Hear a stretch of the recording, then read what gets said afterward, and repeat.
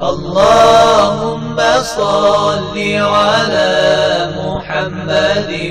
وآل محمد. أعوذ بالله من الشيطان الرجيم. بسم الله الرحمن الرحيم.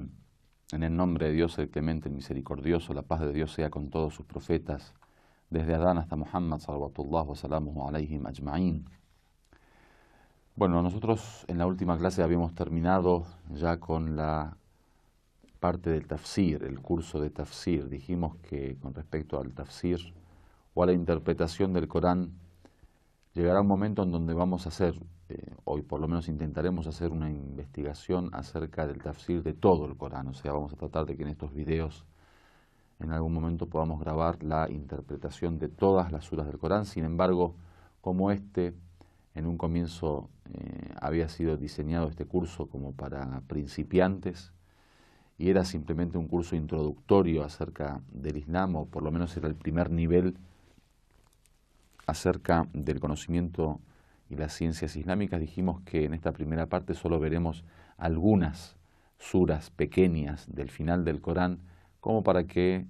nuestros amigos tengan idea de qué se trata la interpretación coránica y puedan conocer por lo menos esas suras o esos capítulos que son famosos y que todo el mundo los lee y que generalmente en el mundo islámico se acostumbra muchas veces a utilizarlas en el rezo, o por ejemplo muchas de esas suras se las leen para protección, o muchas de esas suras se las escriben en las paredes o en los cuadros, que son suras bastante conocidas por la gente. Por lo tanto quisimos dar, digamos, una visión general sobre esos capítulos. Ahora, luego de finalizar el curso de tafsir, vamos a comenzar con el curso de historia del Islam. Cuando hablamos de historia del Islam, en nuestra escuela, digamos, tratamos de ver como historia del Islam los comienzos del Islam, que básicamente se supedita a la época de la profecía del profeta Muhammad, con él sea la paz, y nosotros como la escuela de Ahlul Bayt también tomamos en cuenta la historia de los 12 imames y de Fátima, la hija del profeta, y del imam Ali, su yerno, y los imames que vienen después de ellos. Entonces, vamos a tratar en estas próximas clases de comenzar con la vida del profeta. En este curso introductorio solamente veremos la vida del profeta y quizá en los próximos cursos más adelantados podamos también ver algo de la vida de los imames, alayhimus salam. Porque ustedes saben muy bien que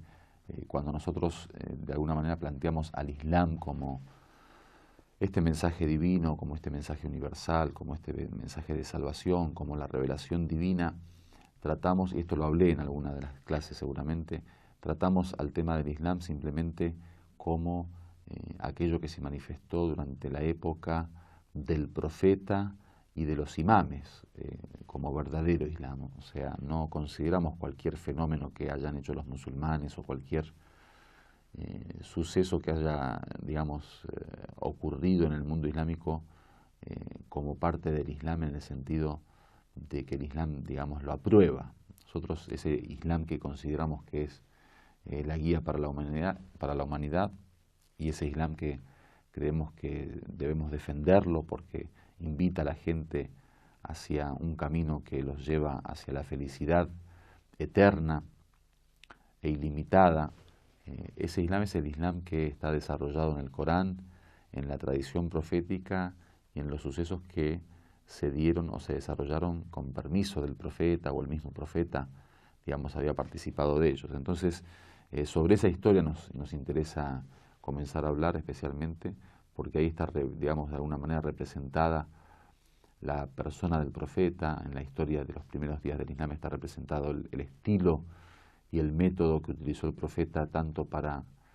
enseñar la revelación como para invitar a la gente hacia el camino de Dios. Más allá de que el profeta, al fin y al cabo, durante 23 años hizo una gran transformación en la península arábiga, digamos, lo que hoy se considera, bueno, parte del Yemen, de Omán, de Arabia Saudita y toda esa parte geográfica de Asia que de alguna manera fue el comienzo y en donde se sembró la semilla del Islam y que después, bueno, obviamente comenzó a expandirse. Entonces es necesario para nosotros tener idea de cómo fueron los comienzos del Islam para ya no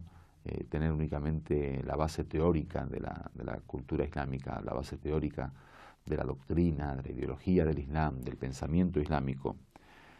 ni solamente la parte práctica de las leyes y las normas del Islam, sino también conocer el ámbito, el ambiente en donde se desarrolló el Islam, donde nació y se desarrolló el Islam, para poder entender muchas cosas, porque ustedes saben muy bien que el estudio de la historia en ese sentido ayuda mucho al hombre a poder comprender mucho del desarrollo de este conocimiento, de las ciencias y de la misma religión. Entonces,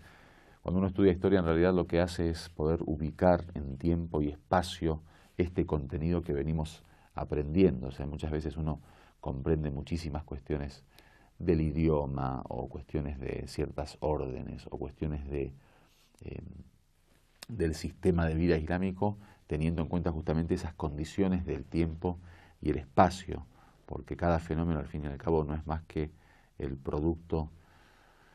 del pensamiento, digamos, de aquel que propone esta guía o este camino o esta corriente, y también, además del pensamiento, de las situaciones que acompañan ese pensamiento en tiempo y espacio. Entonces, un estudio profundo acerca de la sociedad preislámica, por ejemplo, de la sociedad de los primeros días del Islam, de la sociedad en donde nació y se desarrolló el profeta, de la geografía en donde se desarrolló el Islam, de las relaciones que existían entre los distintos pueblos o las distintas tribus, de la interconexión que existía entre ciudad y ciudad, en fin, todo eso nos va a dar a nosotros una imagen clara de, cuál fue la situación en donde el Islam se impone finalmente como un gobierno, como una forma de vida. Cuando digo se impone, obviamente no es una imposición por la fuerza, digo se impone en el sentido que, al fin y al cabo, por la lógica de la religión y por la fuerza de atracción que tiene la religión y por la potencialidad que tiene para poder organizar una sociedad y para poder ordenar la vida de un ser humano y para poder crear cultura y para poder transformar una sociedad, es por eso que digo se impone. Ya que la gente, al fin y al cabo, como bien dijimos en la sura An-Nasr, cuando decíamos que la gente comenzó a entrar al Islam por grupos, la lógica del Islam, digamos, el poder de convicción y de persuasión del Islam es lo que se impuso, por lo que la gente, al fin y al cabo, comenzó a transformar su vida y elegir al Islam como forma de vida. Por otro lado, tenemos el tema del estudio de la historia en general, que en el Islam se aconseja mucho. Una de las ciencias que de hecho aparecen en los hadices, en las narraciones, como que conviene al siervo o al ser humano estudiar es la historia, porque en la historia de alguna manera uno puede, como diría el Imam Ali alayhi salam en Nahj al-Balagha, es como si fuera que uno ha participado de la vida de todas las sociedades, ha participado de todos los tiempos. Con el estudio de la historia lo que ocurre es que uno tiene idea de cómo fue el desarrollo de la humanidad en general, de cómo fue el desarrollo de la religión y de los musulmanes en particular.